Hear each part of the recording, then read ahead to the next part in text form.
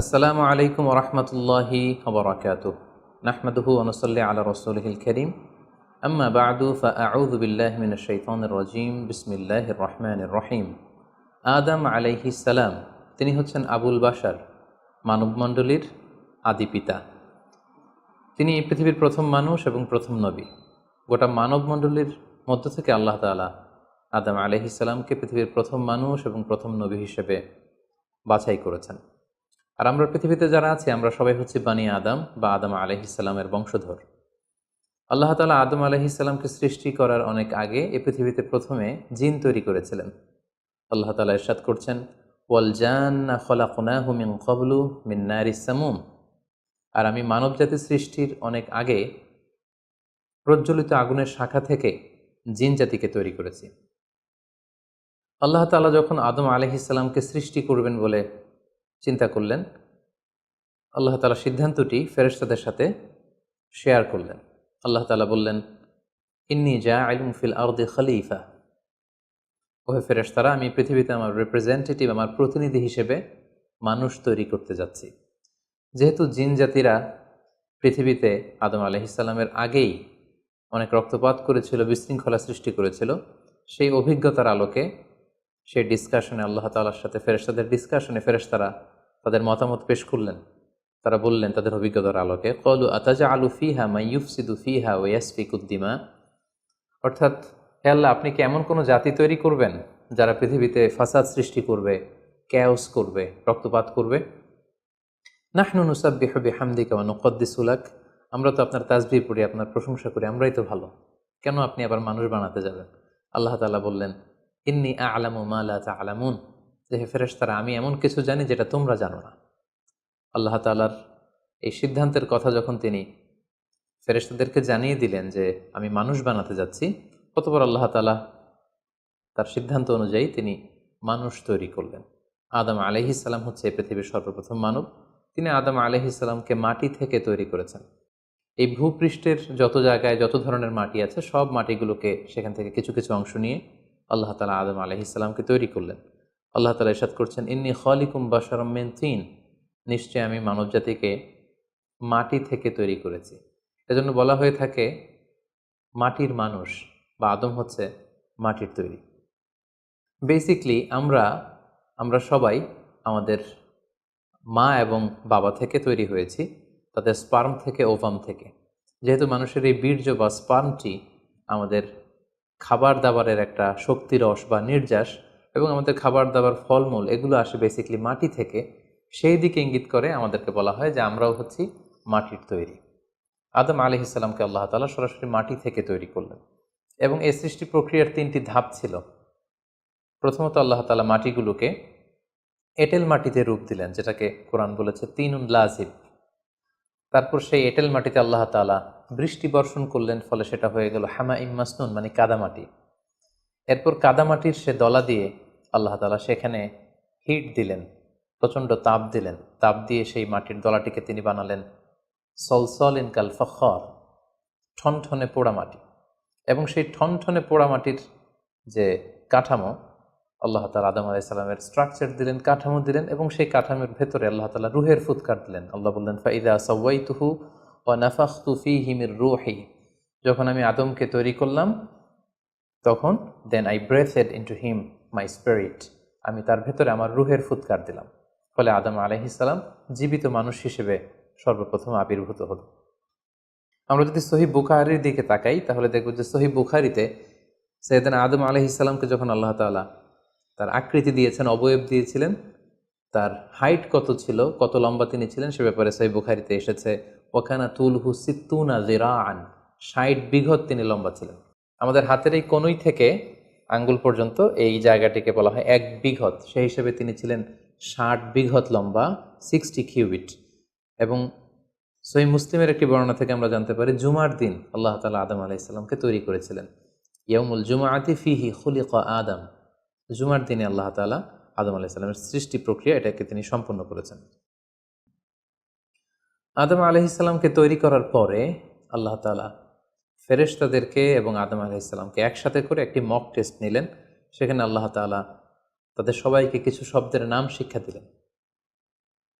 এবং আদম আলাইহিসসালামকে ফেরেশতাদের সামনে এনে ফেরেশতাদেরকে আল্লাহ তাআলা বললেন যে এগুলোর নাম যদি তোমরা আমাকে বলতে পারো তাহলে বলো। আল্লাহ তাআলা বললেন আম্বিউনি বিআসমাই হাউলাই ইন কুনতুম সাদিকিন। ফেরেশতাদেরকে প্রথমে প্রশ্ন করা হলো, বলো তো এগুলোর নাম কি? ফেরেশতারা উত্তর করতে পারলেন না। অতঃপর আদম আলাইহিসসালামকে লক্ষ্য করে আল্লাহ যখন বললেন ইয়া আদম আম্বিহুম বিআসমাইহিম, হে আদম তুমি এই জিনিসগুলোর নাম সবাইকে শুনিয়ে দাও। ফালাম্মা আম্বাআহুম বিআসমাইহিম, আদম আলাইহিসসালাম যখন একটার পর একটা সবগুলো জিনিসের নামকরণ করে ফেলতে পারলেন, সবগুলো জিনিসের নাম বলতে পারলেন, ক্বালা আলাম আকুল লাকুম ইন্নী আ'লামু গায়বাস সামাওয়াতি ওয়াল আরদ, আল্লাহ তাআলা ফেরেশতাদেরকে বললেন আমি কি তোমাদেরকে বলিনি যে আমি আকাশ জমিনের গায়েবের সমস্ত বিষয়ের ধারক এবং বাহক, সব বিষয়ের জ্ঞান আমার কাছে আছে। সো আদমকে আমি এমন কিছু স্পেশাল ফিচার দিয়ে তৈরি করেছি যেগুলো অ্যাঞ্জেলদের মধ্যে ল্যাকিংস ছিল, ফলে ফেরেশতারা সেগুলো জানার পরেও সেগুলোর নাম আল্লাহ তাআলাকে রিপিট করে বলে শোনাতে পারেনি। কিন্তু আদম আলাইহিসসালাম সবগুলো জিনিসের নাম একটার পর একটা তিনি বলে ফেলতে পারলেন। এবং এ থেকে প্রমাণিত হয় যে আল্লাহ তাআলা এখানে ফেরেশতাদের অপারগতা এবং আদম আলাইহিসসালামের শ্রেষ্ঠত্বের প্রমাণ তিনি এখানে স্থাপন করলেন। অনেকে প্রশ্ন করে থাকে যে আল্লাহ তাআলা আদম আলাইহিসসালামকে স্পেশালি এই জিনিসগুলোর নাম শিক্ষা দিয়েছিলেন, ফলে আদম আলাইহিস সালাম বলতে পেরেছেন, কিন্তু ফেরেশতাদেরকে তো এই জিনিসগুলোর নাম শিক্ষা দেওয়া হয়নি। সো তারা কি করে বলবে? কোরআনের কোথাও এটা সুস্পষ্ট বলা হয়নি যে আল্লাহ তাআলা যখন এই জিনিসগুলোর নাম শিক্ষা দিচ্ছিলেন তখন আলাদা করে আদম আলাইহিসসালামকে শিক্ষা দিচ্ছিলেন। বরং এমনও হতে পারে যে শেখানোর প্রক্রিয়াটি যখন চলছিল তখন ফেরেশতা এবং আদম তারা সকলেই উপস্থিত ছিল, কিন্তু আদম আলাইহিসসালামকে আল্লাহ তাআলা এমন কিছু মানবিক বৈশিষ্ট্য স্পেশাল ফিচার দিয়ে তৈরি করেছেন যার ফলে তিনি এগুলোর উত্তর করতে পেরেছিলেন। কিন্তু ফেরেশতাদের মধ্যে ওই বিষয়গুলো না থাকার কারণে ফেরেশতারা সেগুলোর উত্তর করতে পারেনি। ফেরেশতাদের সামনে আদম আলাইহিসসালামের শ্রেষ্ঠত্বের প্রমাণ হওয়ার পরে আল্লাহ তাআলা সকল ফেরেশতাদেরকে আদেশ করলেন যে তোমরা আদম আলাইহিসসালামকে একটা সম্মানসূচক সেজদা দাও, যেটাকে অনারারি প্রস্ট্রেশন বলে। আল্লাহ তাআলা বললেন উসজুদু লি আদম ফাসাজাদু ইল্লা ইবলিস আবা ওয়াস্তাকবারা ওয়া কানা মিনাল কাফিরিন। আল্লাহ তাআলা আদেশ দেওয়ার সাথে সাথেই সকল ফেরেশতারা সেজদা দিল। আসলে এই সেজদাটা কেমন ছিল আমরা জানি না। আমরা সাধারণত রুকু করলে we just bow down our head just little bit, আমরা আমাদের মাথা একটু নিচু করি। আমরা যখন সেজদা দেই আমরা আমাদের কপাল মাটিতে ছুঁয়ে দেই, এটা হচ্ছে আমাদের সেজদা। কিন্তু ফেরেশতাদের সেজদা আসলে আদতে কেমন ছিল আমরা জানি না। এজন্য ফেরেশতাদের কোনো বিষয়, জিনদের কোনো বিষয়, এটা যদি আমরা আমাদের মতো করে কল্পনা করি এটা ভুল হবে। বরং যেভাবে সেজদা দেওয়ার দরকার ছিল ফেরেশতারা ঠিক সেভাবেই আদম আলাইহিসসালামকে সেজদা দিয়েছেন। কিন্তু এই সেজদাটি এবাদতের সেজদা নয়, কারণ এবাদত হিসেবে সেজদা দেওয়া যাবে শুধুমাত্র কেবলমাত্র আল্লাহ তাআলাকে। এই সেজদাটি ছিল সম্মানসূচক সেজদা, অনারারি প্রস্ট্রেশন। ফাসাজাদু ইল্লা ইবলিস, আল্লাহ তাআলা আদেশ দেওয়ার সাথে সাথে সকল ফেরেশতারা সেজদা দিল, ইবলিস ছাড়া। আবা ওয়াস্তাকবারা ওয়া কানা মিনাল কাফিরিন, সে সেজদা দিতে অস্বীকৃতি জানালো, ফলে সে কাফিরদের অন্তর্ভুক্ত হয়ে গেল। এখন প্রশ্ন হচ্ছে হু ইজ দিস ইবলিস? ইবলিস কে? এতক্ষণ পর্যন্ত আমরা আল্লাহ তাআলার সাথে ফেরেশতাদের ডিসকাশন, শেয়ারিং শুনেছি। আদম আলাইহিস সালামকে হঠাৎ করে সৃষ্টি করলেন, কিন্তু নাও এ নিউ ক্যারেক্টার অ্যাপিয়ার্ড, নতুন একটি ক্যারেক্টার চলে এসেছে, সেটা হচ্ছে ইবলিস। ইবলিস হচ্ছে এক মহাজ্ঞানী সত্তা, যে হচ্ছে কানা মিনাল জিন। কোরআন আমাদেরকে কনফার্ম করেছে কানা মিনাল জিন্নি ফাফাসাকা আন আমরি রাব্বি। ইবলিস বা শয়তান বেসিকলি জিন জাতির অন্তর্গত। আমরা আমাদের আদম আলাইহিস সালামের আলোচনার শুরুতেই বলেছি যে আল্লাহ তাআলা মানব সৃষ্টির আগে এই পৃথিবীতে জিন তৈরি করেছিলেন। ইবলিস হচ্ছে সেই জিনের অন্তর্গত। সে এবাদতে এত বেশি পরিশ্রমী ছিল, সে বেশি বেশি আবাদত করতে করতে আল্লাহ তাআলার প্রিয় সত্তায়, প্রিয় ভাজনে পরিণত হয়েছে। ফলে আল্লাহ তাআলা তার স্ট্যাটাসকে অনেক হাই করে দিয়েছেন এবং ফেরেশতাদের সাথে থাকবার সুযোগ করে দিয়েছিলেন। তাকে আল্লাহ তাআলা এতটাই সম্মান দিয়েছিলেন, সে চাইলেই আল্লাহ তাআলার সাথে সরাসরি কথা বলতে পারত। কিন্তু আল্লাহ তাআলা যখন আদম আলাইহিস সালামকে সেজদা দেওয়ার আদেশ করলেন, সবাই সেজদা দিল ইবলিস ছাড়া। আল্লাহ তাআলা এ পর্যায়ে ইবলিসকে জিজ্ঞেস করলেন মা মানাআকা আল্লা তাসজুদা ইয আমারতুক, হে ইবলিস কিসে তোমাকে বাধা দিল সেজদা দিতে? কেন তুমি সেজদা দিলে না? সবাই যেখানে সেজদা দিল তুমি কেন সেজদা দিলে না? ইবলিস তখন উত্তরে বলল আনা খায়রুম মিনহু খলাকতানি মিন নার ওয়া খলাকতাহু মিন তিন। আমি আদমের চাইতে শ্রেষ্ঠ। সে আল্লাহর সাথে আর্গুমেন্ট দিতে শুরু করলো, লজিক দিতে শুরু করলো। সে যদি অন্তত এতটুকু বলতো যে আল্লাহ আপনি কেন আমাকে সেজদা দিতে বলছেন, আমি এটার সিগনিফিকেন্স, এটার কারণ জানতে চাই, অথবা আল্লাহ আমি ভুল করে ফেলেছি, আপনি আমাকে ক্ষমা করুন, এর কোনোটাই না করে সে আল্লাহর সাথে আর্গুমেন্ট দিতে লাগলো। আর্গুমেন্টেটিভ একটা অ্যাটিটিউড তার মধ্যে গ্রো করলো। সে বলল, খলাকতানি মিন নার ওয়া খলাকতাহু মিন তিন, আপনি আমাকে সৃষ্টি করেছেন আগুন থেকে, আদমকে সৃষ্টি করেছেন মাটি থেকে। আগুন হচ্ছে ঊর্ধ্বমুখী, আগুনের লেলিহান শিখা দাউ দাউ করে উপরের দিকে উঠতে থাকে, আর মাটির চাকা ঢিলা, ছেড়ে দিলে নিচে পড়ে যায়। সো ঊর্ধ্বমুখী কোনো জিনিস তো নিম্নমুখী কোনো জিনিসের কাছে নত হতে পারে না, আমি কেন সেজদা দেব? সে যখন আল্লাহ তাআলার কাছে এইভাবে যুক্তিতর্ক স্থাপন করলো, আল্লাহ তাআলা তার র্যাঙ্কিংকে নষ্ট করে দিলেন। আল্লাহ বললেন যে তুমি বিতাড়িত, অভিশপ্ত, লাঞ্ছিত এবং ধিক্কৃত। আল্লাহ তাআলা তার যে হাই র্যাঙ্ক এবং স্ট্যাটাস, সেই পদমর্যাদা, তাকে পদমর্যাদাচ্যুত করা হলো। ফলে সে তার আগের অবস্থানে আর থাকলো না। সে আল্লাহ তাআলাকে এবার বলতে আরম্ভ করলো, ক্বাল আনজিরনি ইলা ইয়াউমি ইউবআসুন, হে আল্লাহ, এত বছর আমি ইবাদত করার পরে আপনার প্রিয় ভাজন হলাম, কিন্তু শুধু আদমকে সম্মানসূচক সেজদা প্রদর্শন না করার কারণে আপনি আমার স্ট্যাটাসকে নামিয়ে দিলেন, আপনি আমাকে ধিক্কৃত, অভিশপ্ত বলে ঘোষণা করলেন। তাহলে আমি আপনার কাছে একটা জিনিস চাই, সেটা হচ্ছে আনজিরনি ইলা ইয়াউমি ইউবআসুন, আপনি আমাকে কিয়ামত পর্যন্ত হায়াত দিন, যাতে আমি কিয়ামত পর্যন্ত বেঁচে থাকতে পারি। এবং সে শুধু আল্লাহর সাথে আর্গুমেন্ট দিয়েই ক্ষান্ত হয়নি, সে এ পর্যায়ে আল্লাহ তাআলাকে চ্যালেঞ্জ ছুড়ে দিল। বেসিকলি যদিও ইবলিস এত এত ইবাদত করে আল্লাহ তাআলার প্রিয় হয়েছিল, ফেরেশতাদের পর্যায়ে চলে গিয়েছিল, আল্লাহ তাআলা তার সাথে ডিরেক্টলি কথা বলতো, কিন্তু ইবলিসের ভেতরে একটা সুপ্ত অহমিকা বোধ ছিল। আল্লাহ তাআলা চেয়েছেন এই ইনসিডেন্টের মধ্য দিয়ে সেই সুপ্ত অহমিকা বোধটা প্রকাশ করে দিতে। ইবলিস ভাবতো যে কেউ আমাকে ছাড়িয়ে যেতে পারবে না, আমি সবার চাইতে শ্রেষ্ঠ। সে বলেছিল, আনা খাইরুম মিনহু, আমি তার চেয়ে শ্রেষ্ঠ।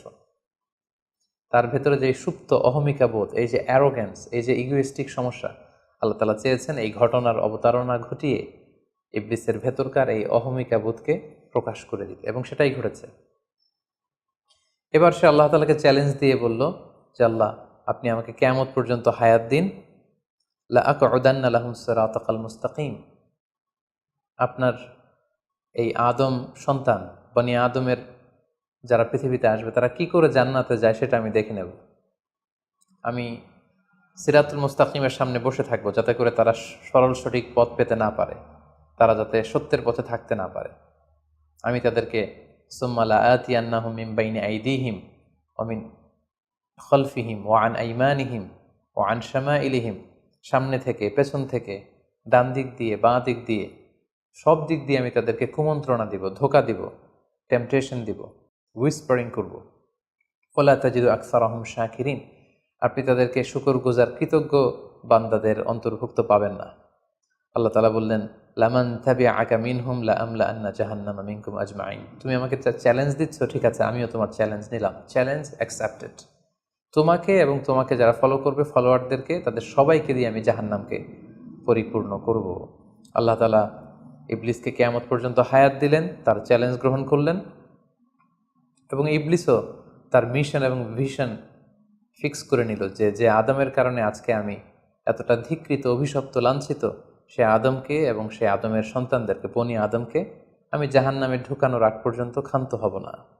এবং আল্লাহ রাসূল সাল্লাল্লাহু আলাইহি ওয়াসাল্লাম বললেন যে, ইন্না শাইতানা ইয়াজরি মিনাল ইনসানি মাজরাদ দাম, মানুষের রক্ত প্রবাহের সাথে ইবলিস মিশে যেতে পারে, সেখানে যে সে কুমন্ত্রণা দিতে পারে। সেই ঘটনার পর থেকে আল্লাহ তাআলার সৃষ্টির, দুইটি শক্তিশালী সৃষ্টির মধ্যে তৈরি হয়ে গেল চিরশত্রুতা, চিরবিদ্বেষ, চিরদ্বন্দ্ব, শয়তান আর বনি আদম।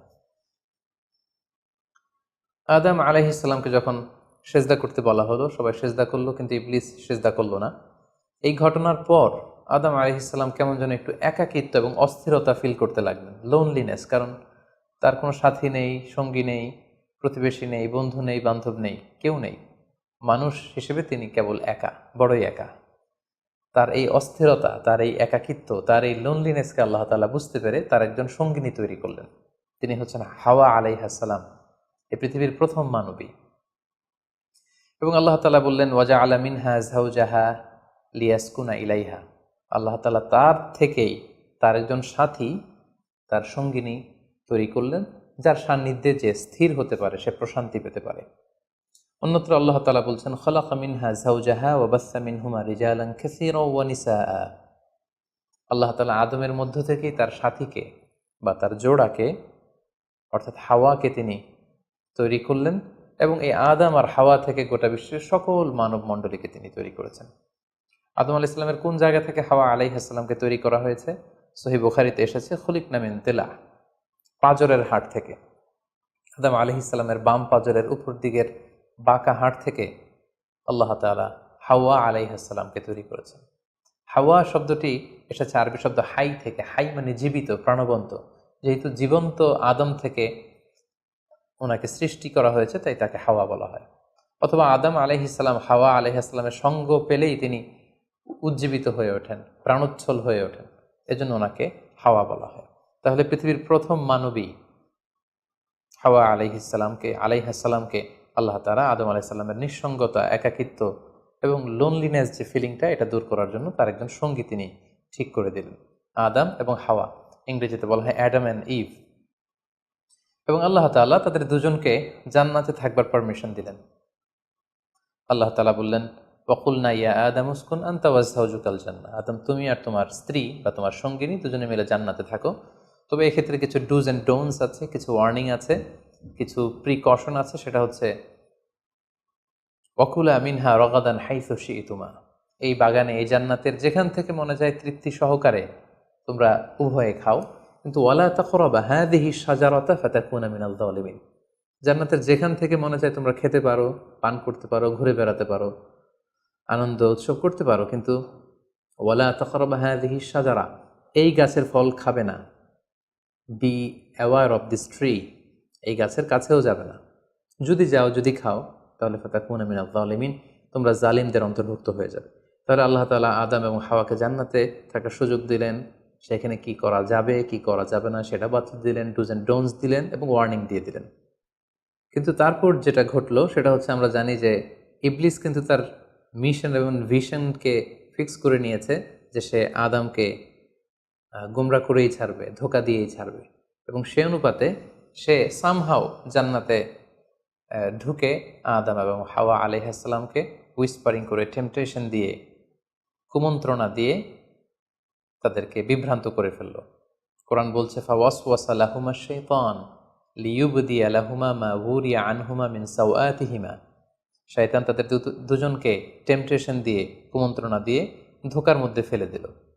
শয়তান এসে বলল, আমাকে আল্লাহ সৃষ্টি করেছেন অনেক আগে, তোমাদেরকে সৃষ্টি করার আগে আল্লাহ তাআলা আমাদেরকে জানিয়েছিলেন যে তোমাকে এবং হাওয়াকে আল্লাহ তাআলা এই জান্নাতে রাখতে চান না, তোমাদের দুজনকে আল্লাহ পৃথিবীতে পাঠিয়ে দিতে চান।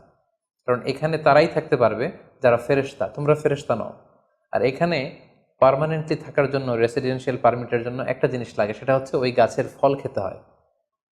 যারা ওই গাছের ফল খেয়ে ফেলবে তারা এখানকার চিরকালীন বাসিন্দা হয়ে যাবে, তারা কখনো পৃথিবীতে যাওয়া লাগবে না।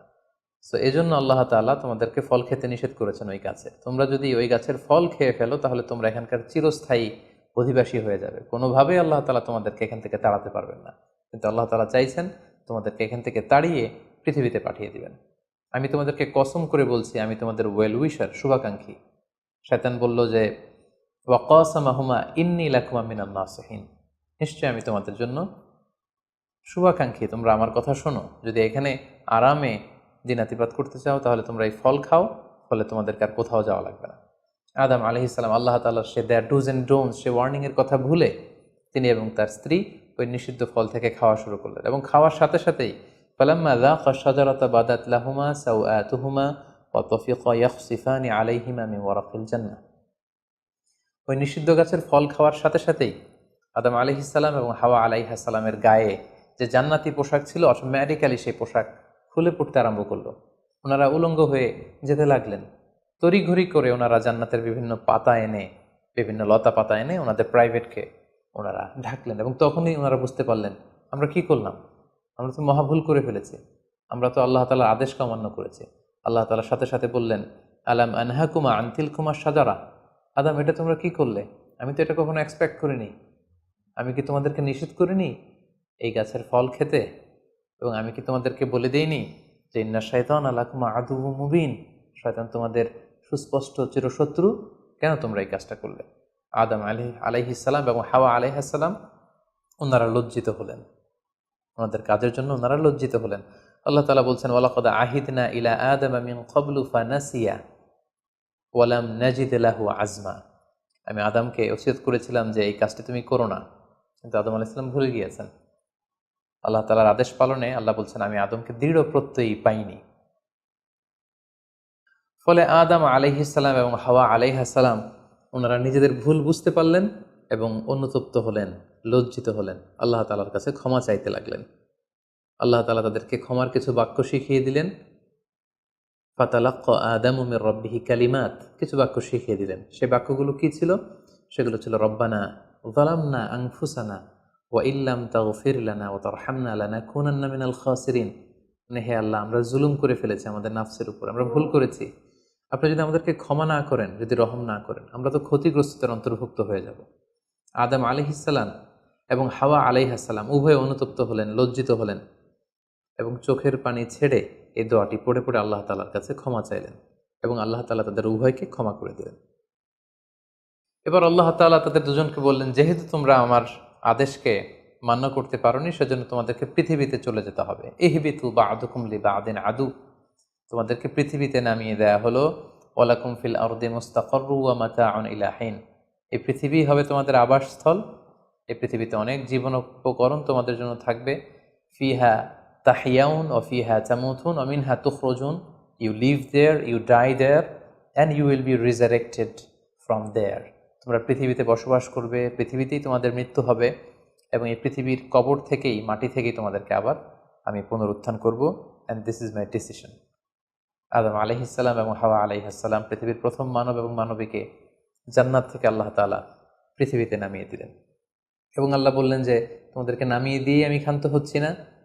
ফাইম্মা ইয়াতিয়ান্নাকুম মিন্নি হুদান, আমার গাইডেন্স তোমাদের কাছে আসবে। ফামান তাবিআ হুদায়া ফালা ইয়াযিল্লু ওয়ালা ইয়াশকা, আমার দেয়া পথ নির্দেশিকা এবং গাইডেন্স যারা মেনে চলবে তারা কখনো পথভ্রান্ত হবে না, তারা কখনো গোমরা হবে না। অতঃপর আল্লাহ তাআলা তাদের দুজনকে পৃথিবীতে নামিয়ে দিলেন।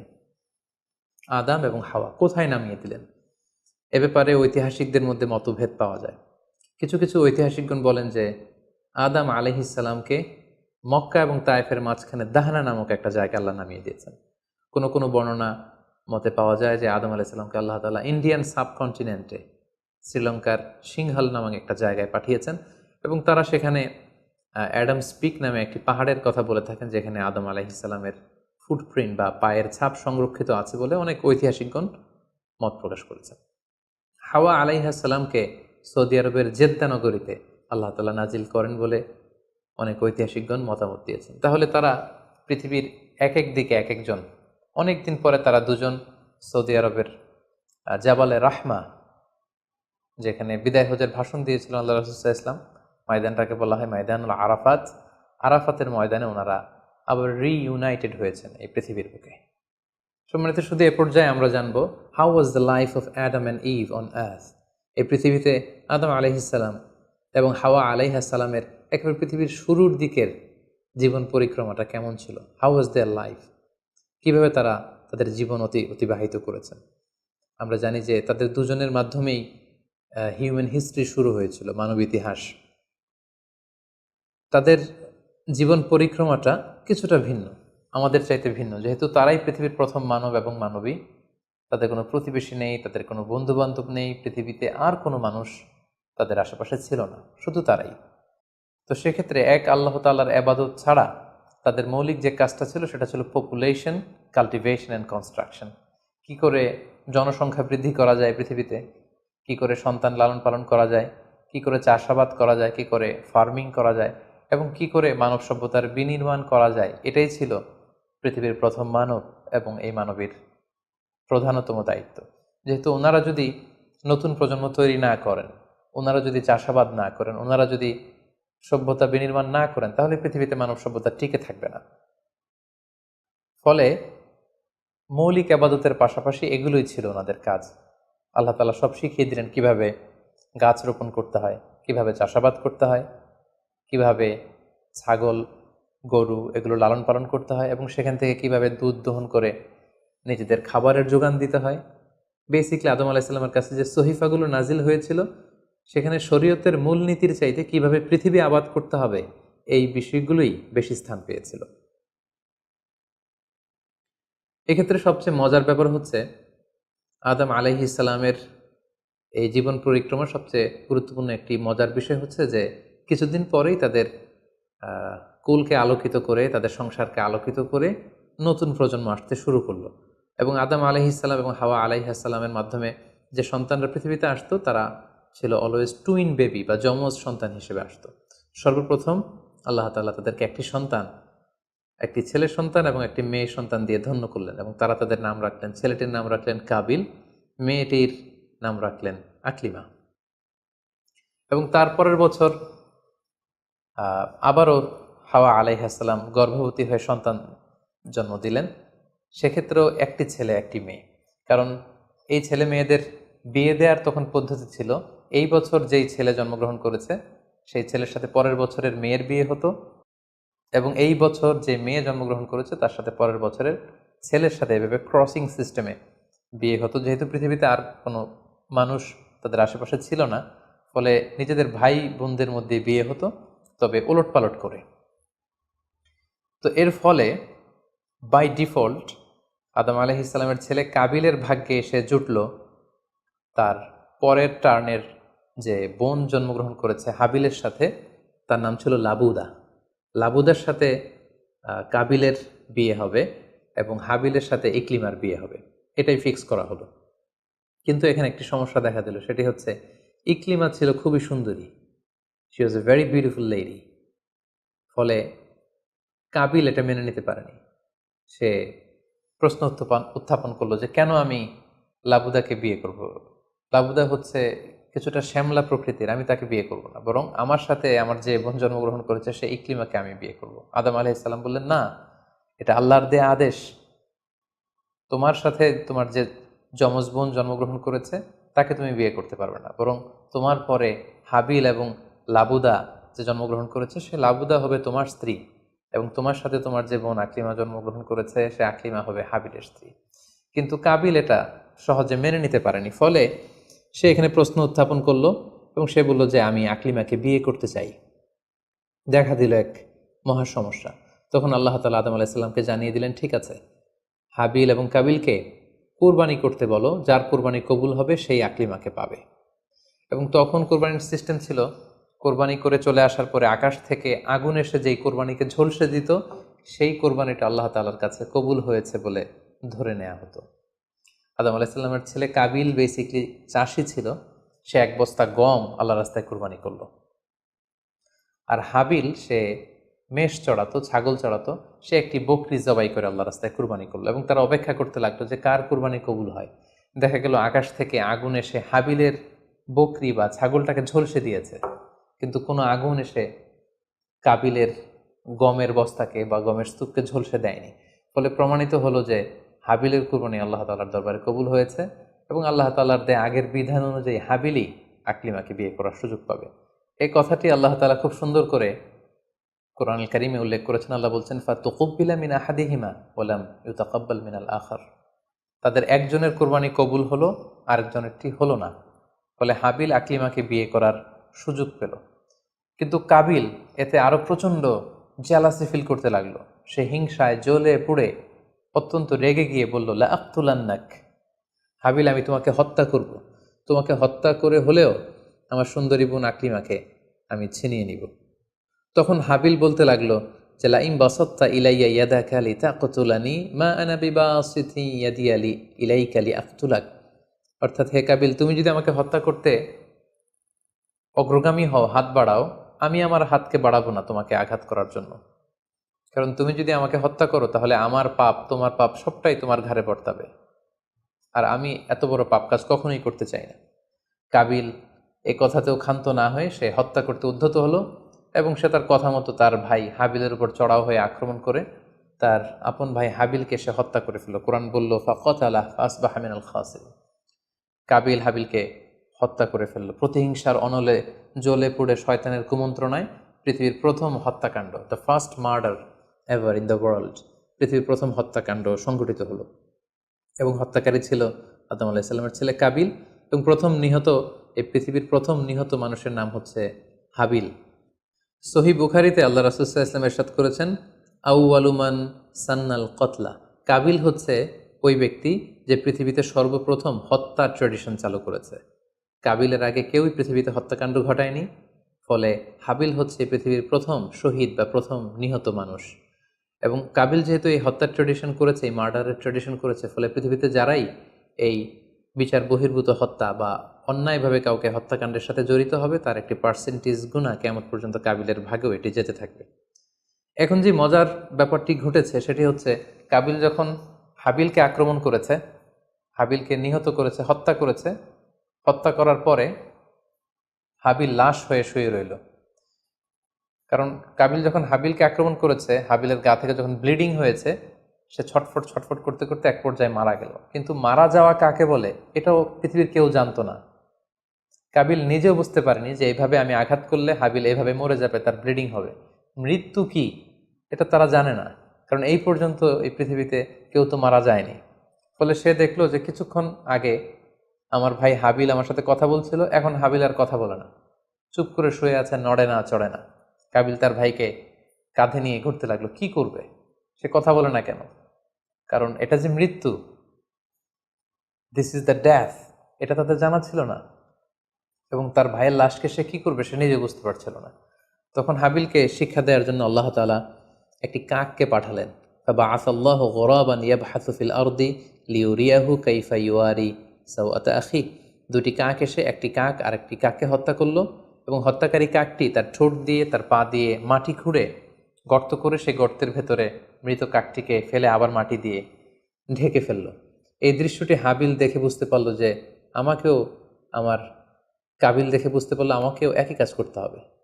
কাবিল তখন মাটি খুঁড়ে তার ভাই হাবিলকে মাটি চাপা দিয়ে পৃথিবীর প্রথম ফিউনারাল বা বারিফাইংয়ের যে সিস্টেম, কবর দেওয়ার যে প্রক্রিয়া, এটা তিনি সারলেন। আদম আলাইহিস সালাম তখন চলে গিয়েছিলেন মক্কায় কাবা নির্মাণের কাজে বা হজের কাজে। সেখান থেকে ফিরে এসে এই ঘটনা শুনে তিনি অত্যন্ত দুঃখ পেলেন। তিনি কাবিলকে ভর্ৎসনা করলেন এবং আদম আলাইহিস সালামের সন্তান সন্ততি সবাইকে ডেকে তিনি নাসিহত করলেন, এক আল্লাহর আদেশ মেনে নেওয়ার জন্য তিনি সবাইকে আহ্বান জানালেন। হাবিলের পরবর্তীতে আল্লাহ তাআলা এওয়াদান আন হাবিলের পরিবর্তে তিনি শীস আলাইহিস সালামকে আদম আলাইহিস সালামের ছেলে হিসেবে পৃথিবীতে দান করলেন। হাওয়া আলাইহিস সালামের কোল জুড়ে পৃথিবীতে আসলো শীস, এবং তার সাথে তার টুইন বোন হাজুরা পৃথিবীতে আসলো। এবং আদম আলাইহিস সালামের পরে শীস আলাইহিস সালামকে আল্লাহ তাআলা নবী হিসেবে সিলেক্ট করলেন। এবং সহিহ ইবনে হিব্বানের একটি বর্ণনা এসেছে, যদি বর্ণনাটি দুর্বল, যে শীস আলাইহিস সালামের কাছে আল্লাহ তাআলা 50টি সহিফা নাজিল করেছিলেন।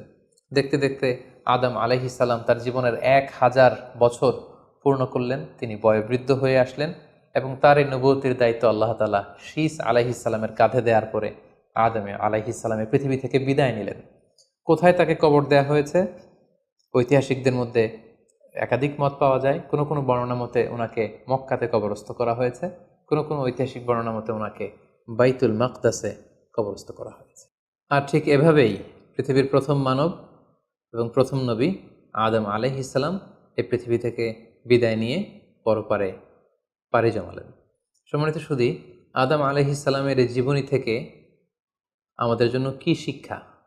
কেন আল্লাহ তাআলা কালামুল্লাহ মাজিদে কোরআনুল কারীমে নবীদের ঘটনাগুলো বর্ণনা করেছেন? কেন আদম আলাইহিস সালামের ঘটনা আমাদেরকে শুনিয়েছেন? নিশ্চয়ই এর পেছনে কারণ রয়েছে। সেটি হচ্ছে আমরা যাতে করে এই জীবনী থেকে আমাদের প্রাত্যহিক জীবনের জন্য শিক্ষা, লেসন, এগুলো যাতে গ্রহণ করতে পারি। আদম আলাইহিস সালামের এই বর্ণাঢ্য জীবনী থেকে, সংগ্রামী জীবনী থেকে আমরা কি শিখতে পারি, কি কি লেসন আমাদের জন্য রয়েছে, এ পর্যায়ে আদম আলাইহিস সালামের জীবনী থেকে শিক্ষাগুলো আমরা আলোচনা করব। আদম আলাইহিস সালামের জীবনী থেকে প্রথম যে শিক্ষাটা আমরা পাই সেটা হচ্ছে সৃষ্টির জন্য অহংকার করা বা অ্যারোগ্যান্স এটা শোভা পায় না। অহংকার করা এটা হচ্ছে স্রষ্টার বৈশিষ্ট্য। কোনো সৃষ্টি কখনো অহংকার করতে পারে না। আল্লাহ তাআলা বলেছেন হাদিসে কুদসিতে, আল কিবরিয়া উরিদা ই, অহংকার হচ্ছে আমার চাদর, এজন্য যে অহংকার করবে ওকে আমি জাহান্নামে নিক্ষেপ করব। কিন্তু শয়তানের ক্ষেত্রে আমরা এই মিস্টেকটাই দেখেছি। সে অহংকারের ফাঁদে পা দিয়ে আল্লাহ তাআলার আদেশ অমান্য করেছে এবং সে ধিকৃত অভিশপ্ত একটা সত্তায় পরিণত হয়েছে। এবং সে বলেছে যে আনা খাইর মিনহ, আমি আদমের চাইতে শ্রেষ্ঠ। কোনো বিশ্বাসী, কোনো প্র্যাকটিসিং মুসলিম কখনো নিজেকে বড় মনে করতে পারে না। ইসলাম আমাদেরকে এটা শেখায় না। নিজেকে বড় মনে করা এটা হচ্ছে শয়তানের স্বভাব, যেটা আমরা আদম আলাইসাল্লাম এবং শয়তানের যে ঘটনা, ইনসিডেন্ট, সেখান থেকে আমরা জানতে পারলাম। নিজেকে বড় মনে করা এটা শয়তানের অ্যাটিটিউড। বিশ্বাসীরা কখনো নিজেকে বড় মনে করে না, তারা কখনো অ্যারোগ্যান্ট অ্যাটিটিউডের হতে পারে না। কারণ আল্লাহ রাসূল সাল্লাল্লাহু আলাইহি ওয়াসাল্লাম আমাদেরকে শিখিয়েছেন, আল্লাহুম্মা জাআল ফি আইনি সাগীরা ওয়া ফি আ'ইউনিন নাসি কাবীরা, হে আল্লাহ, আপনি আমার চোখে আমাকে ছোট বানান, মানুষের চোখে আপনি আমাকে বড় বানান। আপনি নিজেকে কখনো বড় বলে উপস্থাপন করতে পারবেন না। আপনি বড় এটা আপনার মুখে বলা শোভা পায় না, বরং আপনি বড় কিনা ছোট এটা মানুষ প্রমাণ করবে, সেটা মানুষ ডিসাইড করবে। এজন্য আল্লাহ রাসূল সাল্লাল্লাহু আলাইহি ওয়াসাল্লাম বলতেন, হে আল্লাহ, আমার চোখে আপনি আমাকে ছোট বানান, মানুষের চোখে আপনি আমাকে বড় বানান। তাহলে আদম আলাইহিস সালাম এবং ইবলিসের এই ঘটনা থেকে আমরা প্রথম যে শিক্ষাটা পাই সেটা হচ্ছে আমরা যেন কখনো আমাদের অন্তরে অহমিকা বোধ লালন না করি, আমরা যেন এই ইগোইস্টিক সমস্যাতে না ভুগি, আমরা কখনো যেন অহংকারী না হই, বরং আমরা যেন বিনয়ী হতে পারি। বিনয়ী বান্দাদেরকে আল্লাহ তাআলা পছন্দ করেন। নিজেকে বড় মনে করা এটা হচ্ছে শয়তানের স্বভাব, এবং সে নিজেকে বড় মনে করেই চির অভিশপ্ত হিসেবে চিহ্নিত হয়েছে। আদম আলাইহিস সালামের ঘটনা থেকে আরও একটি শিক্ষা আমরা যেটি পাই সেটি হচ্ছে শয়তানের প্রথম মিশন ছিল মানুষের দেহ থেকে পোশাক খুলে ফেলা। আই রিপিট, আমি আবারও বলছি, মানুষের দেহ থেকে পোশাক খুলে ফেলা, নগ্নতা বা অশ্লীলতা, এটা হচ্ছে শয়তানের প্রধান হাতিয়ার। আমরা এই ঘটনা থেকে জেনেছি যে আদম আলাইহিসসালাম এবং হাওয়া আলাইহিসসালাম তারা যখন ওই নিষিদ্ধ গাছ থেকে ভক্ষণ করলেন, তারা যখন নিষিদ্ধ ফলটি খেয়ে ফেলেন, সাথে সাথে জান্নাতের পোশাক তাদের দেহ থেকে খুলে পড়ে গিয়েছে। এবং কেন আদম আলাইহিসসালাম এবং হাওয়া আলাইহিসসালামকে শয়তান ওয়াসওয়াসা দিয়েছিল? সূরা আরাফে আল্লাহ বলছেন, লিউরিয়াহুমা সাওআতিহিমা, যাতে করে তাদের প্রাইভেট, তাদের লজ্জাস্থান প্রকাশিত হয়ে পড়ে। তাহলে আমরা এই ঘটনা থেকে আরও যে শিক্ষাটি পাই সেটি হচ্ছে নগ্নতা এবং অশ্লীলতা হচ্ছে শয়তানের প্রধান হাতিয়ার। বর্তমানে আমরা সেটাই দেখতে পাচ্ছি যে শয়তান আমাদের পোশাককে খাটো করতে চাচ্ছে। দিনকে দিন আমাদের পোশাকের ধরন এমন হতে যাচ্ছে, বিশেষ করে আমাদের বোনদের বা নারীদের পোশাকের দিকে যদি আমরা তাকাই, এটা ছোট হতে হতে এমন একটা পর্যায়ে চলে যাচ্ছে, এর মাধ্যমে কিন্তু এই নিউডিটি বা নগ্নতা এবং অশ্লীলতার ছড়াছড়ি আমাদের সমাজে খুব বেড়ে গিয়েছে।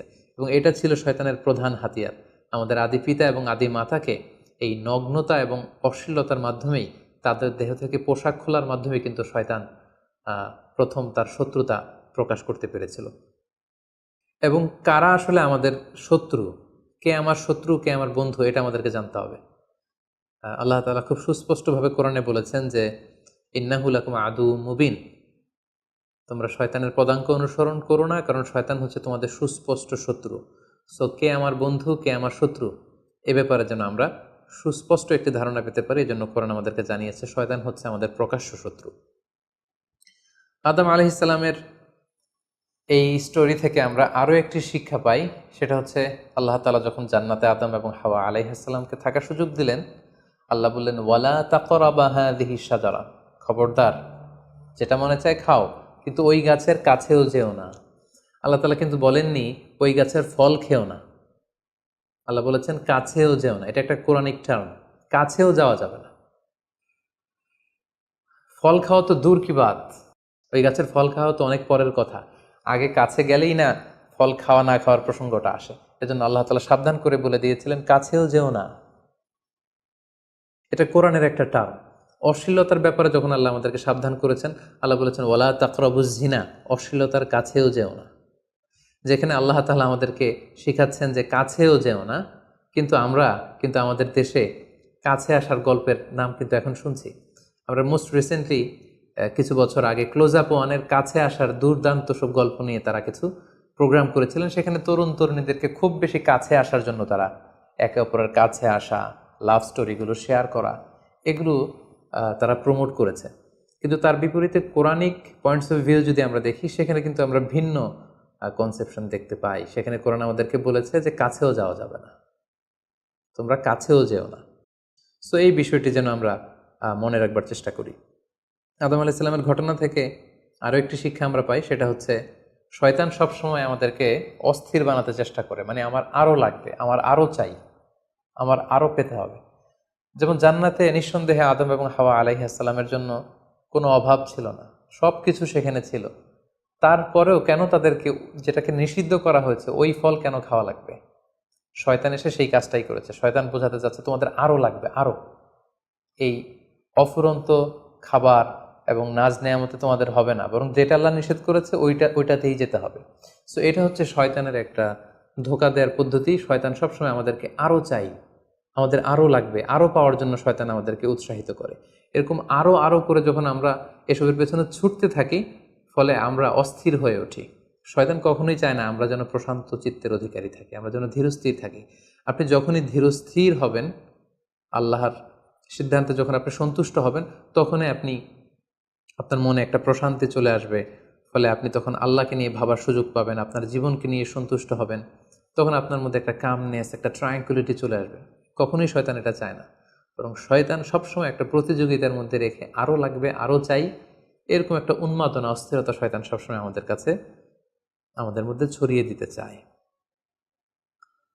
এই গল্প থেকে আমরা আরও একটি জিনিস শিখতে পারি, সেটা হচ্ছে দ্য পাওয়ার অফ দোয়া।